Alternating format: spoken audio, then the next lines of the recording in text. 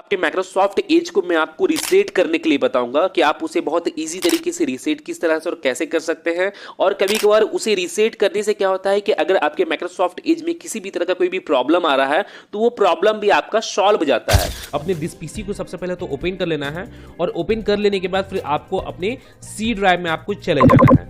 आपको यहाँ पे यूजर्स का आपको यहाँ पे एक फोल्डर शो होगा, तो आपको इस फोल्डर में आपको यहाँ पे चले जाना है। और इस फोल्डर में आने के बाद फिर आपको यहाँ पे टू डिफरेंट आपको यहाँ पे फोल्डर शो होंगे। एक पब्लिक के नेम से आपको यहाँ पे फोल्डर शो होंगे और आपका जो यूजर अकाउंट क्रिएटेड है उस अकाउंट के नेम से आपको यहाँ पे एक फोल्डर शो होंगे। तो आपका जो भी अकाउंट का नेम है तो उस नेम से जो फोल्डर शो होगा तो आपको उस फोल्डर में आपको यहाँ पे चले जाना है। आपको यहाँ पे ऐप डेटा के नेम से आपको यहाँ पे एक फोल्डर को फाइंड आउट करना है। तो यहाँ पे मेरा वो फोल्डर यहाँ पे शो नहीं हो रहा है, जैसे यहाँ पे देखोगे मेरे केस में वो फोल्डर यहाँ पे हाइड है, तो आपको उसे अनहाइड करना होगा। तो अनहाइड करने के लिए आपको यहाँ पे व्यू वाले ऑप्शन में आपको यहाँ पे जाना है।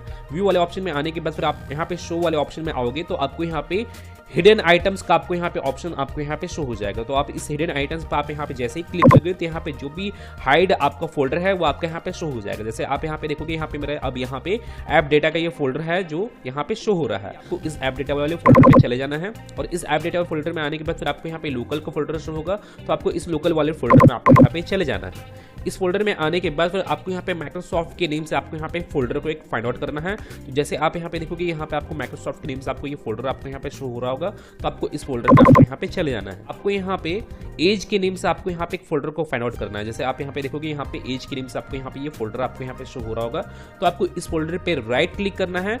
और राइट क्लिक करने के बाद जैसे मैं यहाँ पे इसके ऊपर राइट क्लिक करता हूँ, राइट क्लिक करने के बाद फिर आपको इसे डिलीट कर देना है। तो आप चाहे तो आप इसे परमानेंटली डिलीट भी कर सकते हैं। जैसे मैं यहाँ पे इसे डिलीट कर देता हूँ तो यहाँ पे मेरा एज का जो फोल्डर था वो यहाँ पे डिलीट हो चुका है। डिलीट होने के बाद फिर आपको इसे कट करना है और आपको यहाँ पे अपने डेस्कटॉप पे वन टाइम आपको यहाँ पे रिफ्रेश करना है। और रिफ्रेश करने के बाद अब आप यहाँ पे माइक्रोसॉफ्ट एज को अगर आप यहाँ पे ओपन करोगे तो यहाँ पे आपका जो माइक्रोसॉफ्ट एज है वो आपका यहाँ पे रिसेट हो चुका होगा। जैसे आप यहाँ पे ओपन करते हो, जैसे मैं यहाँ पे ओपन किया हूँ, तो जैसे आप यहाँ पे देखोगे यहाँ पे मेरे माइक्रोसॉफ्ट एज का यहाँ पे मेरा वेलकम पेज यहाँ पे ओपन हो गया है। जैसे आप यहाँ पे देख सकते हो, जब स्टार्टिंग में जब नए नए टाइम में आप यहाँ पे माइक्रोसॉफ्ट एज को ओपन करोगे तो आपको यहाँ पे इसी तरह का वेलकम पेज ही देखने को मिलता है। तो इसका मतलब ये है कि मेरा माइक्रोसॉफ्ट एज जो है वो कंप्लीटली रीसेट हो चुका है।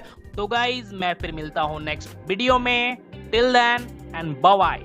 और एक बात और, सब्सक्राइब बटन पे 2-3 फैट लगा दीजिएगा जिससे सब्सक्राइब हो जाए और घंटी वंटी गिर जाए।